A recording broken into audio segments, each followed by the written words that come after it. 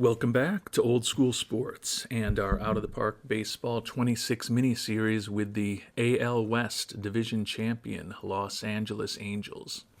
So the team's made pretty significant progress here in 2027, and over the 3 years that we've been in charge of the Angels, went from a 64-win club 2 years ago to 80 wins last season to 94 this year. So we're hoping we would have a winning record and be a playoff team this season, and we ended up even better than that, winning a division title, and by virtue of taking the season series 4-2 against the Red Sox, we've got a first round bye.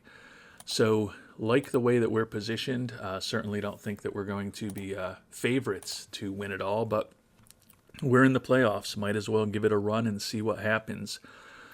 Could be an episode completely focused on the playoffs if we make a long run. If we get bounced relatively early, might do the season recap in this episode as well. All just kind of depends on what happens over the next several games that our team is playing. A couple of injury issues as we prepare for the playoffs. Ben Joyce has that partially torn UCL. He's obviously done for the year. Ryan Walker, reliever who we picked up in a trade with the Dodgers, didn't end up having all that much success with us, with a ERA of 5.5 and 6 home runs allowed in 24 1/3 innings. Out with some elbow inflammation that cost him the end of the regular season. Could be back in about a week, so there's a chance we would look to put him on the playoff roster. Most significant injury right now is to Kyle Tucker, strained ribcage muscle that he's day-to-day with. Does impact both his hitting and his running, but given that it's playoff time, just going to be something that he has to play through. We benched him the last day of the regular season when we had clinched the second seed in the American League playoffs, and fortunately he'll probably have close to a week until our next game, given that the wild card series are just going to be getting underway today. That said, this will definitely impact him throughout the divisional series. If we're lucky enough to get to an ALCS, we'll probably have an impact on him there. If we get to a World Series, he might be at 100% health, but there's also, given that it's a 2 to 3 week injury, if he's going out and playing every day, it may linger a bit longer. So odds are, no matter what we do in the playoffs this year, Tucker will be dealing that injury the whole way through. Couple of things to note. We are going with a 12-man pitching staff because of the off days in the playoffs. Schwellenbach, Bradley, King, and Christian Scott are going to be our starters. Corbin Burns moves into a middle relief and long relief role in the bullpen. Another guy that we traded for last offseason. Thought we might have found a diamond in the rough, but it turns out that the Diamondbacks may have gotten one over on us. They did keep a big chunk of his contract, 65% of it, but we're still on the books for about $11 million a year, potentially for the next several seasons with Burns, assuming that he's going to opt into the contract for $30 million a year. And he put up a 5 ERA and a 6-11 record as a starter for us this year. So he's moving to the pen.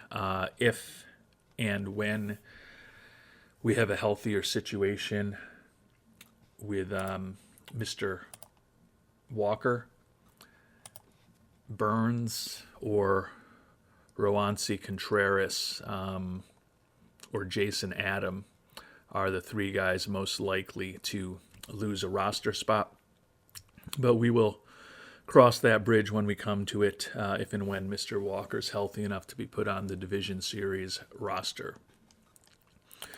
Position-wise, a couple of changes to our lineup. I don't think there's any surprise with the 14 players that we're going to have on the roster. It's the 13 that were with us most of the year, and then the youngster Juan Flores, even though he only hit .083 in 24 at-bats for us. He's the best defensive catcher we have right now. And he was actually, he got both of his hits 2 for 10 against left-handed pitching, which is where we've been starting him. But he was very ineffective against right-handed pitching. But he's going to be on the roster.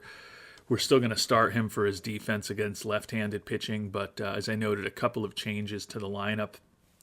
Against left-handed pitching, Brooks Lee, the switch hitter, had been our third baseman most of the year, hit .231 on the season.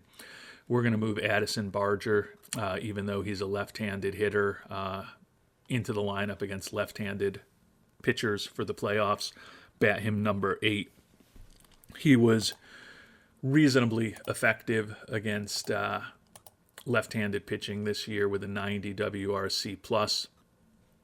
Did have 3 homers and 10 ribbies and 108 at-bats, so he wasn't incredibly effective, but still overall a better offensive player than Brooks Lee. So we're going to give Barger, who had one of the best seasons for anyone on our team again this year, opportunity to be an everyday player in the playoffs.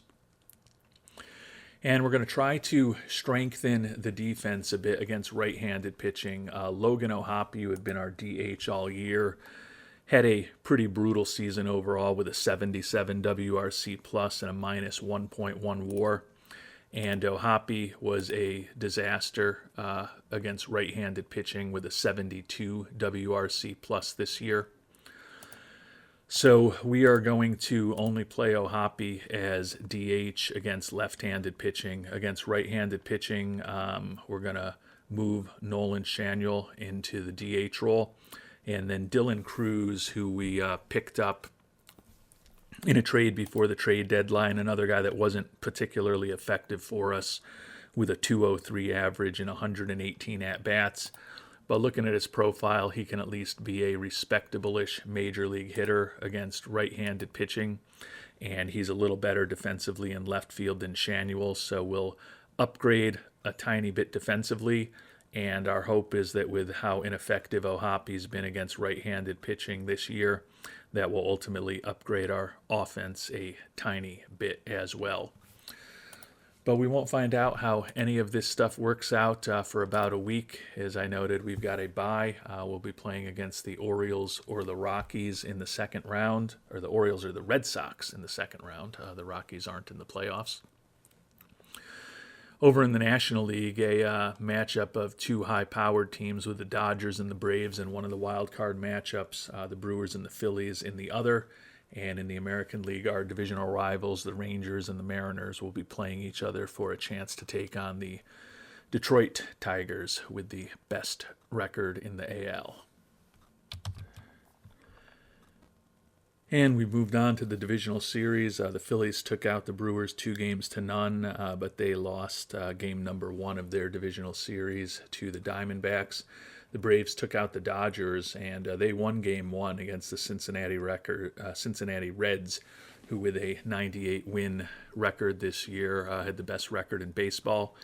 Over in our American League, Seattle took out the Rangers 2-1, and they'll be facing the Tigers. And the Red Sox took out the Orioles 2-0. We were kind of hoping to face our former superstar Mike Trout, who we traded a few years ago to the Orioles for Adley Rutschman, who we have now also moved on from.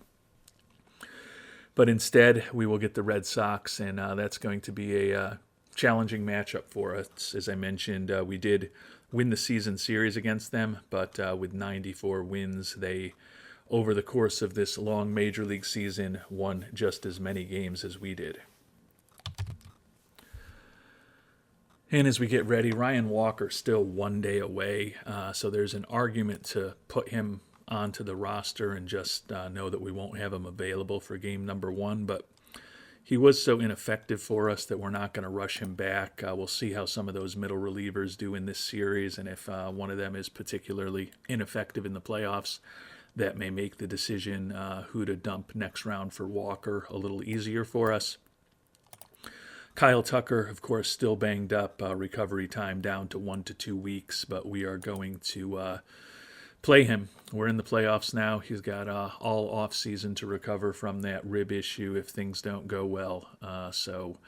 Or if things do go well, he's still got all of offseason to recover, so we might as well have one of our most important players in the lineup every day and hopefully contributing for us. And although, as I mentioned, we did take the season series 4-2 over the Red Sox, on paper, they probably should be favored. They were second in the American League in runs scored, while we were fifth, and they were fourth in the American League in runs against, while we were eighth. So they've got a better offense. They've got a better pitching staff. As we saw last episode, our 94-68 record was obviously very good, but we were 8 games better than Pythagorean expectations. Had a ridiculous 32-17 record in one-run games, so perhaps got a little lucky over the course of this season. We'll see if we can keep that luck going against the Red Sox. And we will have our new ace, Spencer Schwellenbach, on the mound. He was 7-2 with a 2.59 ERA for us after we traded Adley Rutschman to the Braves for him. We'll check in on a bunch of our former players whenever this season is over and we do get to our annual roster review. But the Braves have signed Rutschman to an extension, which you would expect when they traded away an important resource to get him on board. So any potential reunion with Rutschman is off the table at this point, since he won't actually be a free agent this year. On the mound for Boston, right-hander Cutter Crawford, 14-7 with a 3.61 ERA this year, WAR of close to 3. Stuff not exceptional, but he's still a pretty effective major league pitcher. Certainly would hope, though, with home field advantage and our best pitcher on the mound, that we get the series off to a good start here. And we do get a 2-0 victory, so a big pitcher's duel.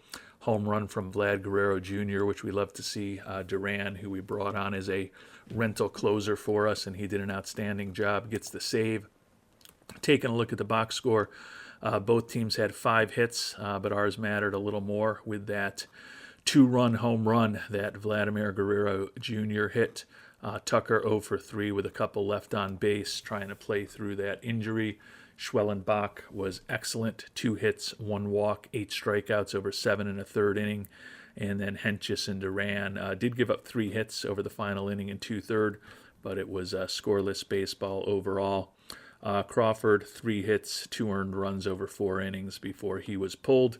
He was injured while pitching, actually. Dead arm going to impact him for 3 days, so it looks like he would be able to go in a game number 5 if we end up having a game number 5 here against the Red Sox.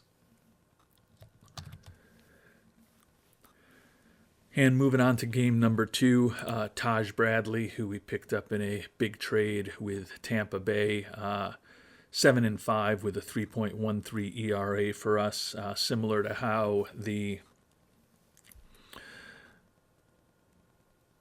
Braves signed Rutschman to that extension. When we were looking at Bradley and when we were actually looking at the trade of Adley Rutschman, we noted that Drew Rasmussen was set to be a free agent and one of the potential best free agents on the market, and we hypothesized that part of the reason the Rays might have been trading us Bradley was that they preferred Rasmussen, which we could understand, given that his profile looks a little bit stronger, and they were thinking about signing him to an extension.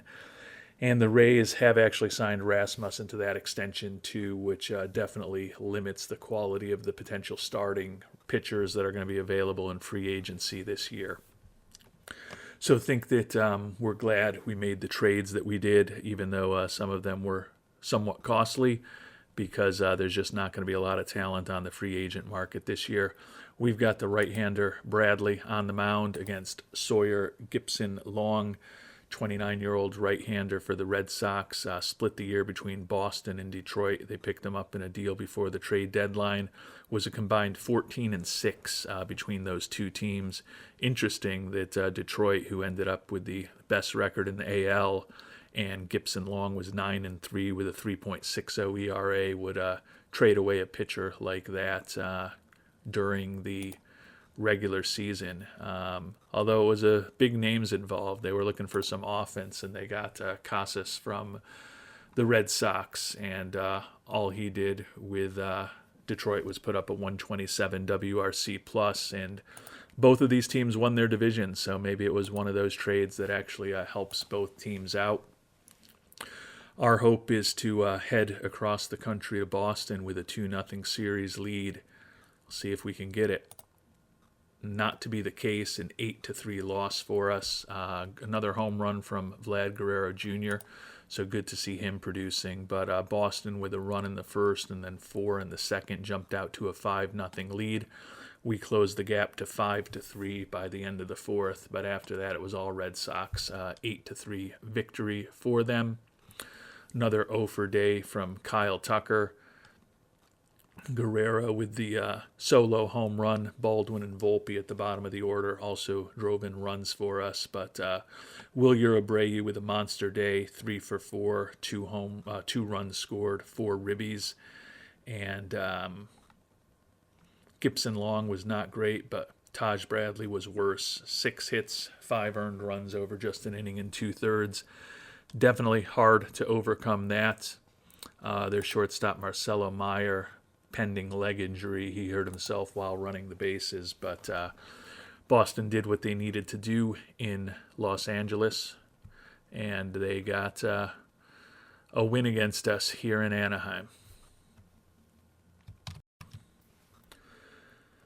So as we arrive in Boston for game number 3, it's now a best-of-3 series, and the Red Sox have wrested home field advantage away from us. On the other series, the Tigers won both at home to take a 2-0 lead on the Mariners. The Reds have bounced back to take a 2-1 lead on the Braves, and the Diamondbacks up 2-1 on the Phillies. We've got the guy who used to be our erstwhile ace, although he's not really had ace kind of stuff, but was 11-8 with a 3.60 ERA his second year with us here with the Angels. Signed him to an extension during the season, put up a WAR of close to 4 for us, so feel pretty confident with Michael King on the mound, the right-hander going against the Red Sox. But the Red Sox have got a real good one on the mound for them. The left-hander Garrett Crochet has led the American League in wins every year of this playthrough. Also led the league in strikeouts and whip this year, put up a 6.6 WAR. Won the Cy Young a year ago in the American League, and he's made a pretty strong case for a second consecutive Cy Young award. So I'd say this is the first game that the pitching definitely favors the Red Sox. Hopefully we can get a W. Not to be the case, though. A 5-4 loss. The closer, Duran, takes the loss for us, so that one really hurts since brought him on board to really stabilize that closer role as a rental. We did get a homer from Joe Adell, but our backs are officially against the wall. Red Sox took a 2-0 lead in the first. We came back with 4 in the third, including the 3-run blast from Adell, but they tied us in the 5th, and then Roman Anthony walks us off in the bottom of the 9th with a run-scoring double off of Duran. So after a good start, we are now facing elimination. King, 6 hits, 5 walks, 4 earned runs over 6 innings, gave up 2 home runs, so certainly wasn't a great outing. Hentges and McDaniels gave us 2 innings of scoreless relief. We wanted to have the closer in there at the end, but unfortunately he didn't get the job done for us. Crochet wasn't good, so this may have been our best opportunity to win one in Boston, and we had him where we wanted him, and we let him get away, and now we've got to win 2 in a row to continue on in this playoff journey. Christian Scott, 13-8 with a 3.34, the 28-year-old righty on the mound for the Angels. He had a real nice season for us with a 3.4 WAR. Going up against Tanner Houck for the Red Sox, 13-9, 3.17 ERA, and a 4 WAR for the 31-year-old right-hander.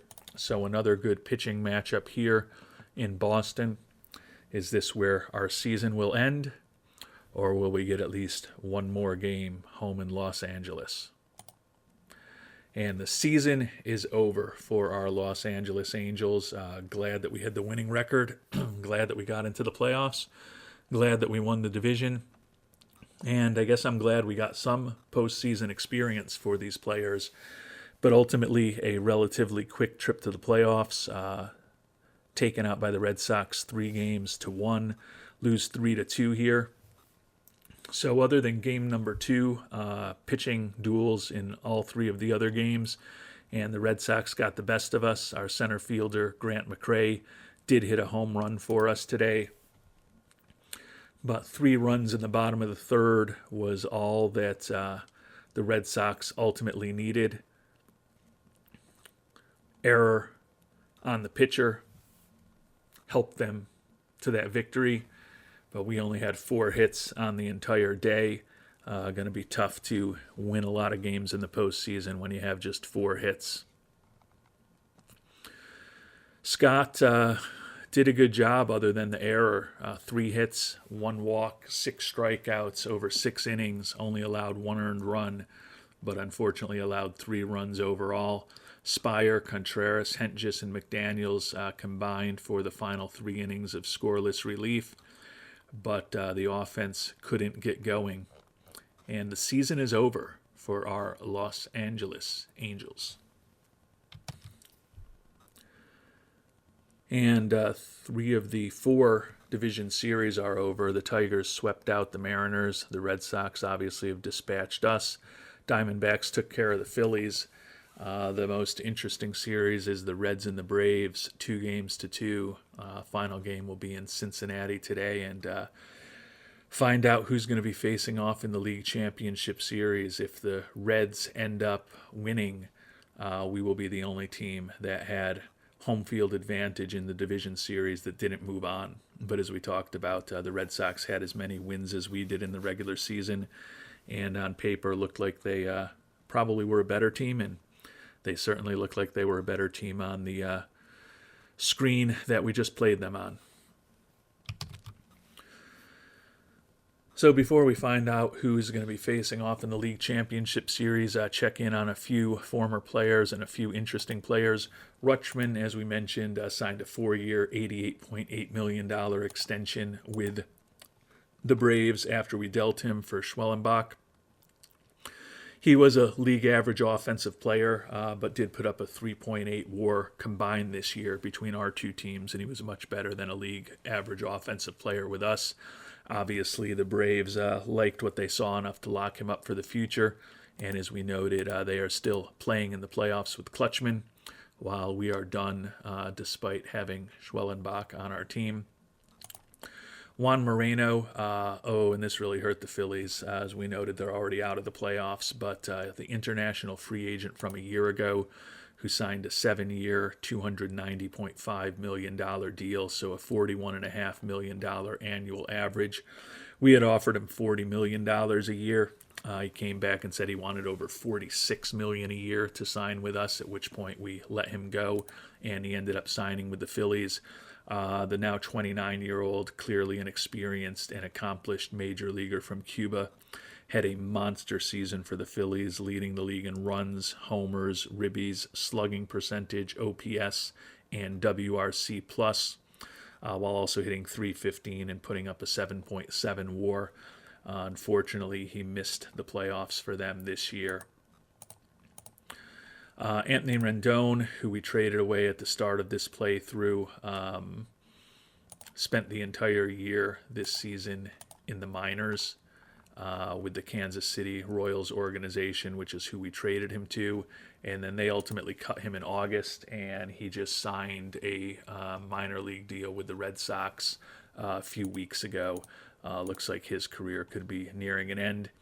And Mike Trout ties back into Rutschman like it seems like everything does. He's who we traded away for Rutschman a few years ago. Had for him a very healthy and productive season in Baltimore. 24 homers, 83 ribbies, 31 steals. Put up a 119 WRC plus and a 4.3 WAR. Again, it wasn't the type of season that Trout was putting up a decade earlier, but still a very productive year for him. And the Orioles obviously made the playoffs. We're thinking we might get to play them in the ALDS, but unfortunately for us, Boston took out them, and then Boston took out our Angels. A couple of pitchers to check in on as well.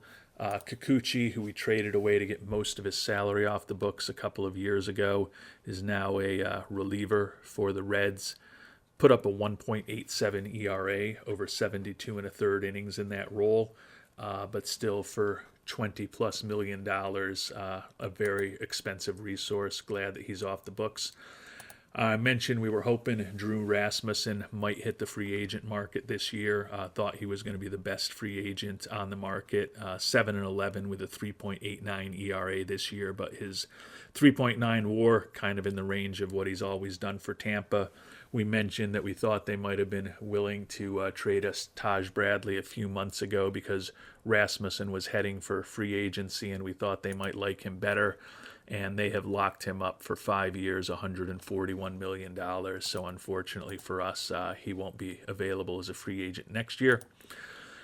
And we also traded them Luke Weaver, along with a good prospect, to get Bradley on board. And all he did was lead the American League with 45 saves this year, although he was certainly more productive when he was with us than when he was with Tampa. He looks like a potential free agent. Not inconceivable that Tampa might sign him before he hits free agency, but he could be on the market once again. And the Reds did end up taking out the Braves, so we do have the ignominious accomplishment of being the only team that had a first-round bye in the playoffs this year that did not make it to the League Championship Series. So the Tigers and the Red Sox facing off in the ALCS, and the Reds and the Diamondbacks will face off in the NLCS. And before we find out who's going to be facing off in the World Series, we will take a look at our pitching staff and start planning for the offseason. Schwellenbach, obviously, who we got in the Rutschman trade, was incredibly effective for us. 9-1 with a 3.18 ERA, 16-3 overall. Or sorry, it was 7-2 with a 2.59 ERA for us. Combined 16-3 overall between Atlanta and our Angels. He's set to hit arbitration for the first time this upcoming season. Would expect that he's going to be fighting for the number one spot in our rotation for the next few years. With Taj Bradley, talked about him, 7-5 with a 3.13 ERA after he came over from Tampa. Tampa had been willing to keep a chunk of his contract, so he's going to be hopefully a very cost-effective number two starter for us going forward. Michael King, 11-8, 3.60 ERA, the WAR of close to 4 that we talked about. We did sign him to an extension this spring, so he's going to be making $15 million for the next couple years, and then some team options with a slightly higher salary kick in. Think he fits in very well as a 3-starter. Christian Scott has been a revelation. Picked him up when he was injured from the Mets. 13-8 with a 3.34 ERA this year. He is starting to head into his arbitration years, but still have control of him for the next 3 seasons at what should be a reasonable $3.6 million next year. If he continues to pitch really well, that number goes higher. But for a team that a year ago felt like we had a lot of questions and a lot of mediocrity in our starting rotation, really like the top 4 guys, and they should all be with us for at least the next couple seasons. Corbin Burns right now would be penciled in as our number 5 starter. As we talked about, he was not good. He's basically a league average pitcher at this point. He's going to be 33 next year, and we're going to be on the hook for about $11 million a year for him for the next 3 seasons if he opts into that contract, given that he's set to make about $31 million a year, and he is a pretty mediocre pitcher at this point. My hunch is he will opt in, so because of the money we're paying him, he probably gets the first shot at being our number 5 starter. Gabe Spire, the left-hander, was pretty effective as a lefty specialist for us this year. 2.79 ERA with 55 strikeouts over 48 and a third innings pitched. Spire set to make about $4.4 million in arbitration this upcoming year. Certainly could be back with us. Roansy Contreras started a couple games for us this year, but worked primarily out of the bullpen, was slightly above replacement level despite a respectable 3.53 ERA. Contreras set to make over $6 million next year. I think the only way we bring him back at that number is if we envision him as our number 5 starter. So Contreras and Burns may be guys who, when we get to the offseason, we look to see what the trade market is like for those two. I'm not expecting it to be overwhelming for either of them. Jason Adam, right-handed reliever, second year with the Angels, not as good as his first year. 4.36 ERA over 51 games, was below replacement level. We've got a team option for $1.5 million for the 36-year-old next year. Pretty average-looking profile, given that we don't have a lot of guys in our bullpen signed for the long term. He could be back with us, but I think in a perfect world, we would look to upgrade.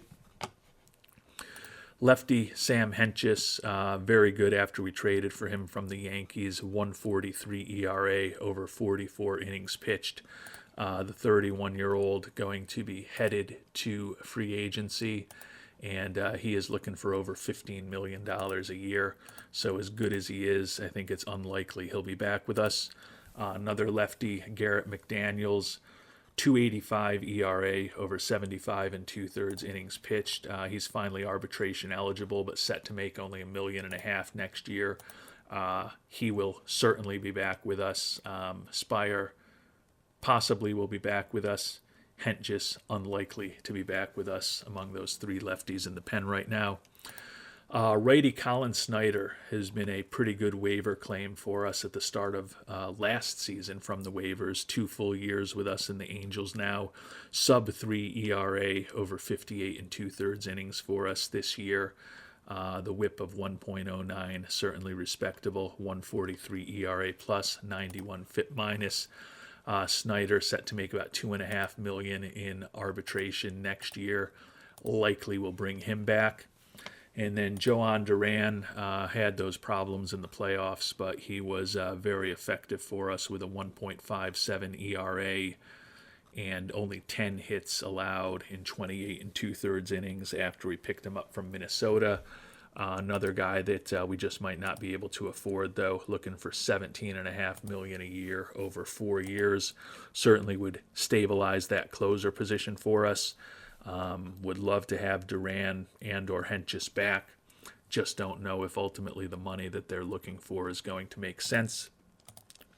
A couple of guys on the injured list. I guess only one now because Mr. Walker is healthy, and so we threw him onto the roster, the main roster, even though he didn't pitch in the playoffs, obviously. We talked about him. Was rough overall, was below replacement level with an ERA in the mid-5s. Set to make about $3 million in arbitration next year. Given what we think of his profile, tend to think he'll be back with us, hoping that a full off-season with us and a spring training with us, he may be more effective, although he literally only moved however many miles it is from Chavez Ravine to Anaheim, so it wasn't like he had to uproot his family most likely, and he still was much less effective for us than he was with the Dodgers. Ben Joyce may have back towards the end of spring training. He had a sickly 37.80 ERA in an inning and 2/3 of an injury-plagued season for us. Fragile physically, not making a ton of money, but certainly we're hoping that Ben Joyce would be in the mix to be our closer, and instead we're just worried about his effectiveness and his health. So before we check in on our position players and talk through some of our plans for the offseason with them, we'll find out who's going to be facing off in the World Series this year. And a couple of easy wins for the Red Sox and the Diamondbacks against the best teams in each league. So the 96-win Tigers and the 98-win Reds both bounced in the league championship series in 5 games. And the Red Sox will be facing the Diamondbacks here in the 2027 World Series. So before we find out who's going to win the World Series this year, we'll take a look at our position players as we start planning for the offseason. Promoted Drake Baldwin to be our starting catcher after we moved on from Rutschman. And he was fine. Hit 265 and 196 at-bats, 109 WRC plus, and a 1.6 WAR. Not quite as good offensively as Rutschman is, but he's similar defensive catcher to Rutschman, making the major league minimum for the next few seasons, so should be an important part of our roster going forward. And he'll have a potential platoon with the right-handed hitting Juan Flores, who's even better defensively, but certainly has offensive limitations. Hit just .083 in 24 at-bats for us, but hopefully will continue to improve a little bit at 21 years old, although looking at what our scout says, it's really just his eye that we think can improve a little bit, but could certainly get him in the development lab at well. But with the lefty hitting Baldwin against right-handed pitching and potentially the righty hitting Flores against left-handed pitching, feel like we've got pretty solid defense at catcher with a competent bat and a TBD bat at the major league bat level in Flores. Talked about O'Hoppe, a really rough year for him. After 31 homers a year ago, hit just 15 this year. Batting average fell to 223, on-base percentage below 300. His OPS dropped by over 100 points. Ended up with a 77 WRC plus, and he was below replacement level for the second time in the past 3 seasons. O'Hoppe also set to make close to $8 million next year. There had been a reasonable trade market for him, especially a year ago, coming off of that 31 home run season, with the fact that he's set to make about $8 million a year. And he's coming off of a rough season. Not sure how robust the trade market will be. That said, when you think about him as a catcher, he's an interesting bat who's competent defensively as a catcher. So he's a guy maybe we'll trade this offseason.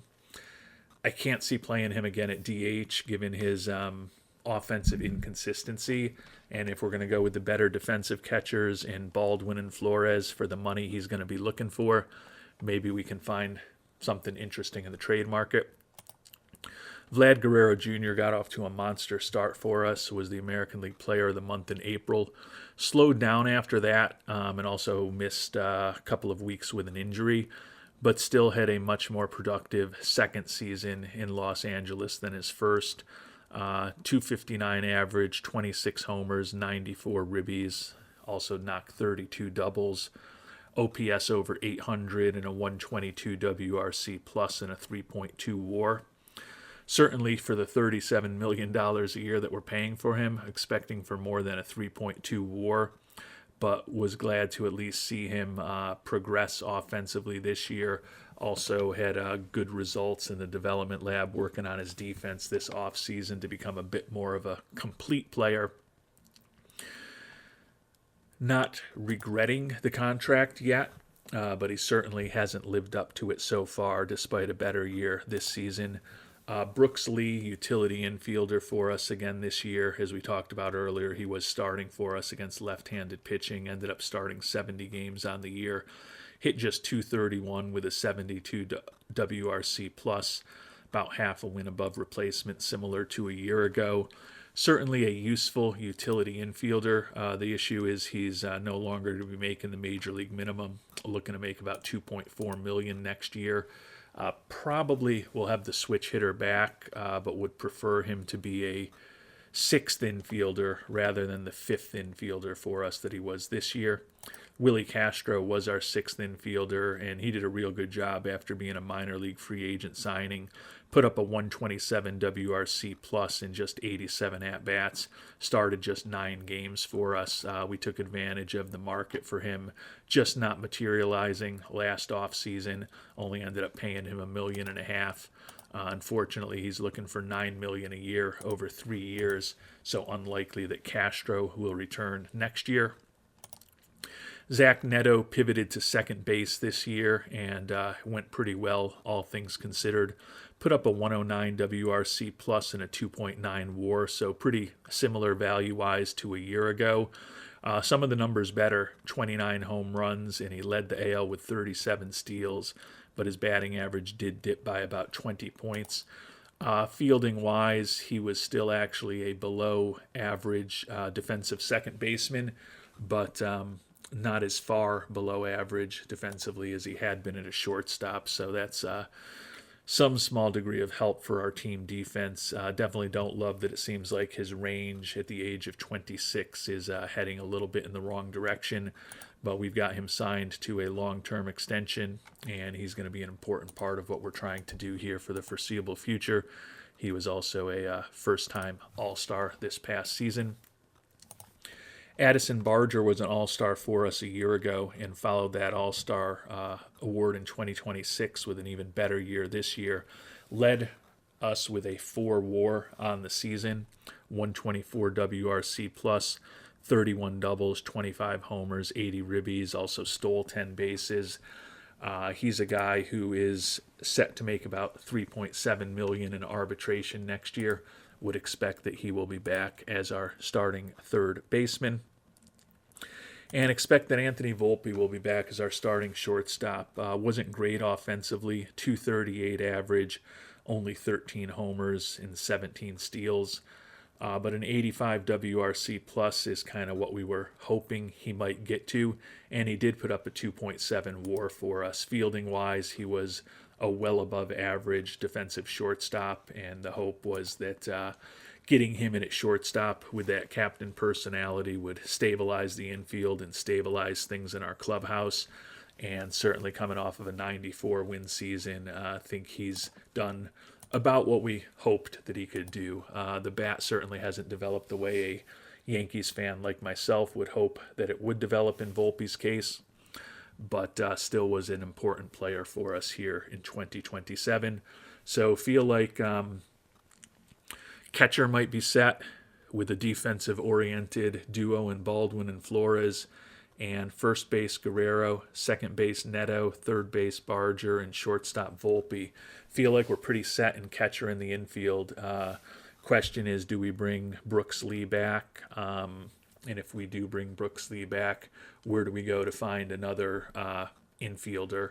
I guess Ohapi could be in the mix, but as I said, we're open to exploring trade options for him this offseason because despite his offensive struggles, he probably has value to someone as a catcher with a decent bat.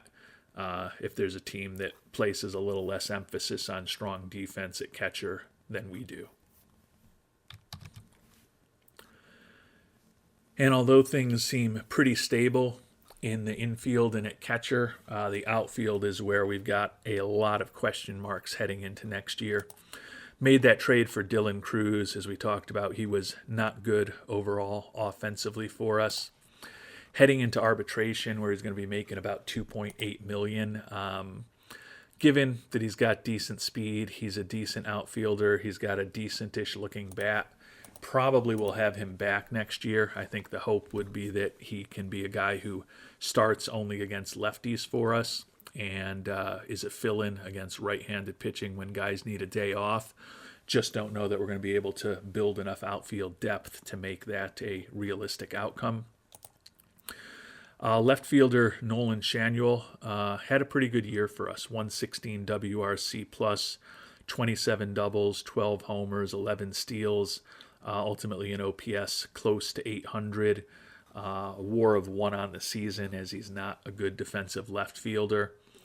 He's another guy who's heading to arbitration for the first time, set to make about $4.5 million.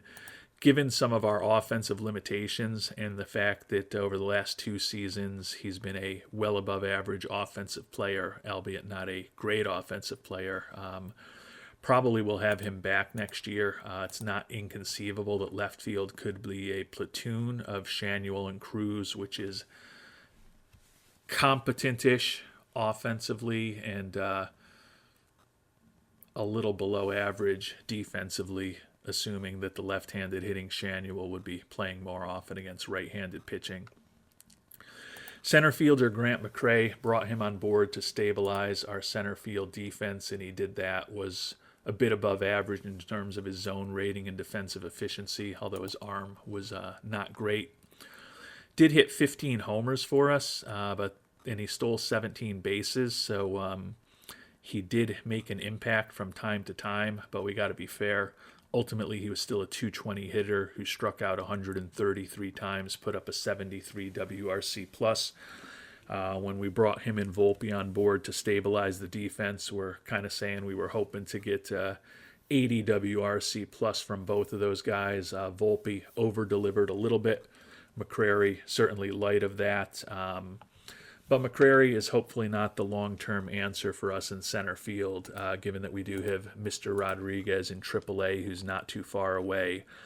So McCray probably will be our opening day center fielder next year, but hopefully can move into more of a utility outfielder role over time.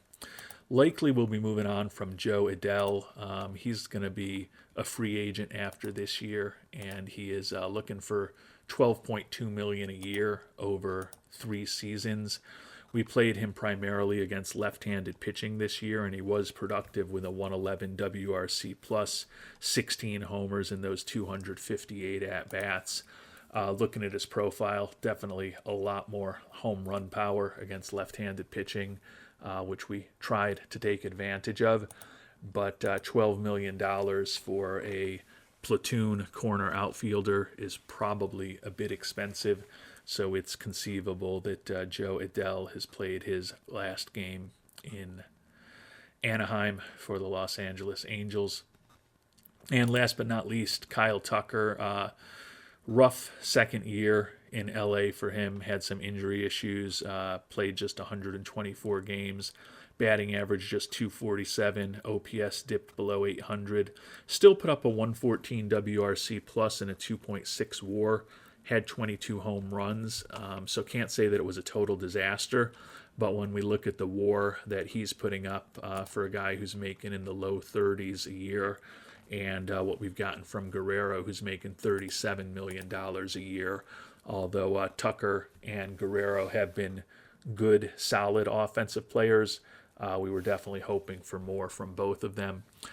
Tucker will likely be our starting right fielder against right-handed pitching when McCray's in the lineup, may pivot back to center field against left-handed pitching. Did see the benefit of having him play less in center field this year, where he remains a below-average defensive player. In right field, though, he was kind of borderline gold glove candidate with a 3.8 zone rating, 1.049 defensive efficiency, and an arm that was above average as well. So Tucker will certainly be back in right field for us next year, but a better answer for center field and or left field and or DH is probably the primary things that we're going to be looking at to potentially address this offseason as far as our everyday players. So we'll find out soon whether the Red Sox or the Diamondbacks are your 2027 World Series champions. Then we'll take a very quick look at our farm system and move to the beginning of the offseason and find out what Mr. Moreno thinks of what happened in Los Angeles this year with the Angels. And the 2027 Major League Baseball season is officially over, and the Boston Red Sox are your World Series champions. Took out the Diamondbacks 4-2 in the World Series. So Red Sox took out the Orioles in a 2-game wild card sweep. They obviously beat us 3-1 in the Divisional Series. Took out the Tigers in 5 games in the ALCS, and then won the World Series in 6 against the Diamondbacks. I guess the one thing we can take some pride is we're the only team that actually had a lead on the Red Sox in a series. We did win Game 1 at home to go up 1-0 in that series before they came back and won 3 in a row. And pretty dominant postseason for the Red Sox, who ended up dropping just 4 games across 4 playoff series. And we made really good progress with our farm system over these past 3 years, now ranked 2nd overall. We've talked a bit this episode about our top prospect, now ranked 6th overall, Andres Rodriguez. The 23-year-old split last year between AA and AAA, And then he spent some time in the development league more recently where he was very productive, put up a 127 WRC plus in 289 AAA at-bats for us, 19 homers, 19 steals. Like his personality, like the defensive range, although he's kind of a butcher when he does get his glove on the ball. Really good speed and a bat that we think could be outstanding.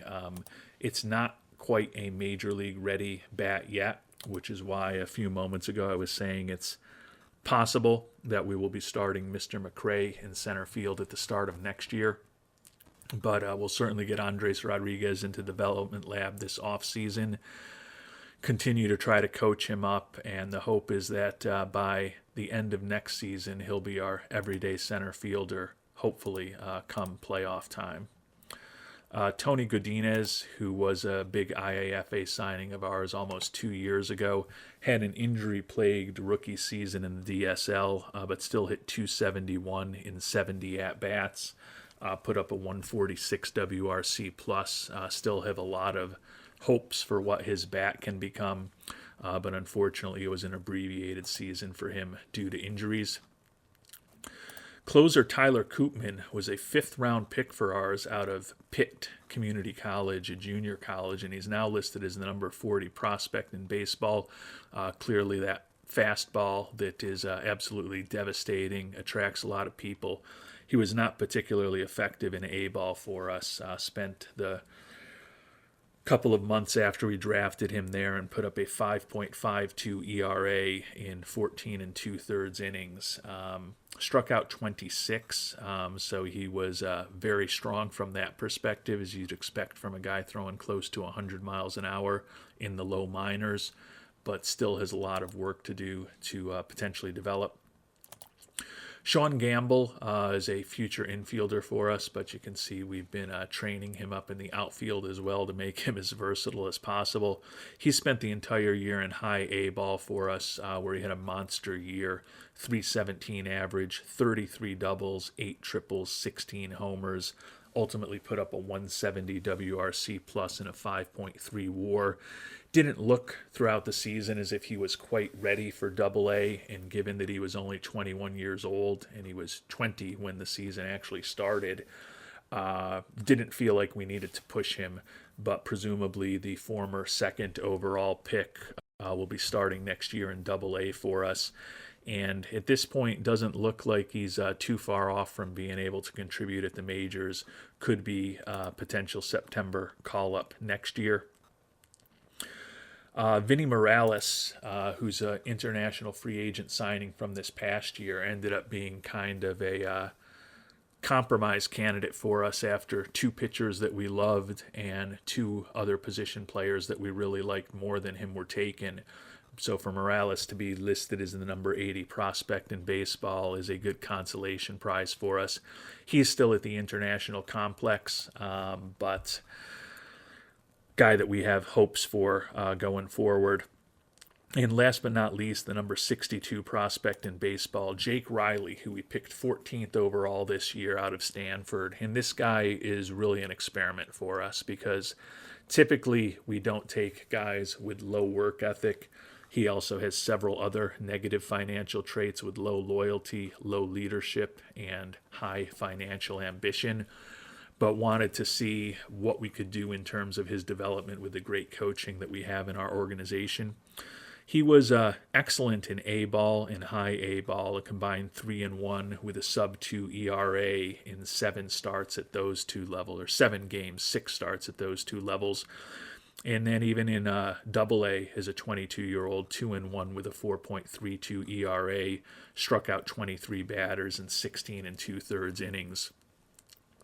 So he looks like he is, potentially on his way. The issue is how much he's going to develop. And I don't know if it's just because of some of the negative traits in his personality or if it's more than that. It's probably a combination of factors. But when we take a look at the personnel that are coaching him now, and you can see we do have some coaching and managerial changes that we're going to need to make this offseason as we let Ron Washington's contract expire. Also going to be looking for a third base coach. Actually, Washington might have just retired. I don't know that his contract was actually up. You can see that I haven't looked at all of the emails for the offseason yet, but I'm pretty sure that Ron Washington probably just retired because I believe he's in his mid to late 70s at this point. But back to our first round draft pick, when we look at the manager, Brad Reed, for the Rocket City Trash Pandas, you can see he's only got a fair relationship with Jake Riley. So even though he's excellent with development and excellent with mechanics, that relationship is not perfect. Similar story when we are talking about our pitching coach at the AA level, Brandon Farley, and he's got a poor relationship with Jake Riley, and you can see his overall relationships are good, excellent, good, or average with everybody else on the team. Outstanding at teaching pitching, outstanding with development, okay with mechanics. So we've got coaches who could potentially help him, but my kind of hypothesis and fear is that people with these real negative personalities like Riley may have negative relationships with their coaches that mean that even though we've got great coaching in our organization, because of some of the stress in the relationship, it's not going to help those people develop as much as possible. But we'll see. We want to see what happens with him. We've also got Evan Crest in AAA now, who's a guy with a similar problematic personality who we picked up in the draft a couple of years ago. He split the year between AA, where he was 7-9 with a 3.08 ERA, and then was 2-A in AAA with a 3 ERA. But another guy with a lot of negative personality traits. I think the relationships for Evan Crest are a little bit mixed with the coaches that he has in AAA right now. Actually, there's no manager there left anymore because that manager has left. But taking a look at Salt Lake, and he's got a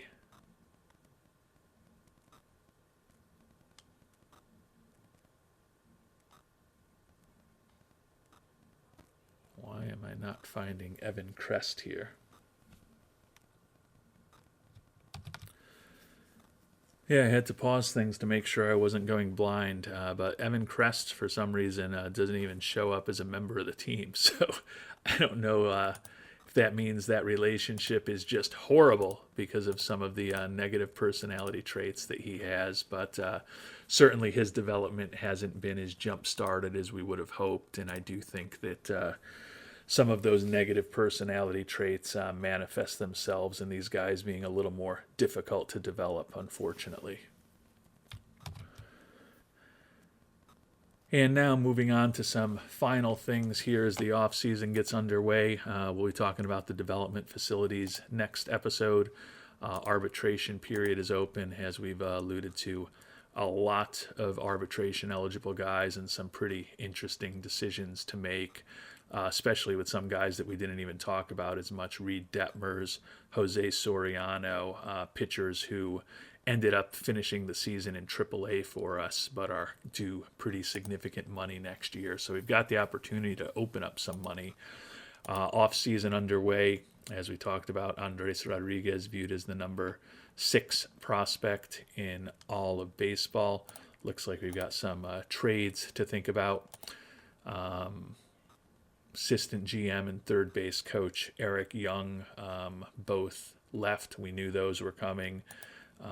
Manager Greg Olson leaving Salt Lake, and then manager Ron Washington leaving the Angels were a little bit more surprises for us. Positive news, our contract extended for another 3 years, so we'll get to hopefully see this thing through. I don't know why fan loyalty dropped. That's pretty depressing after delivering the Angels their first winning season and their first playoff season in over a decade. Option year decision needed by Jason Adam, as we expected.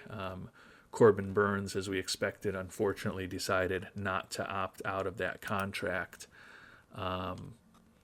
fan loyalty has dropped to below average, and that's very bad news, which is going to influence our budget in a negative way in the future.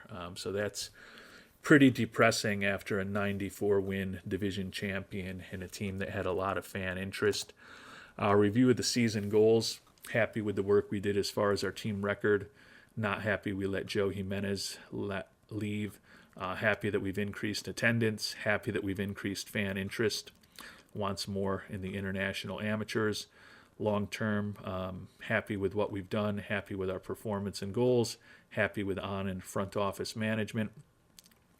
Wants us to sign Sam Hentges, acquire a Cy Young Award winner, increase fan interest, more international amateur fines, and bring home a championship in the next 4 seasons.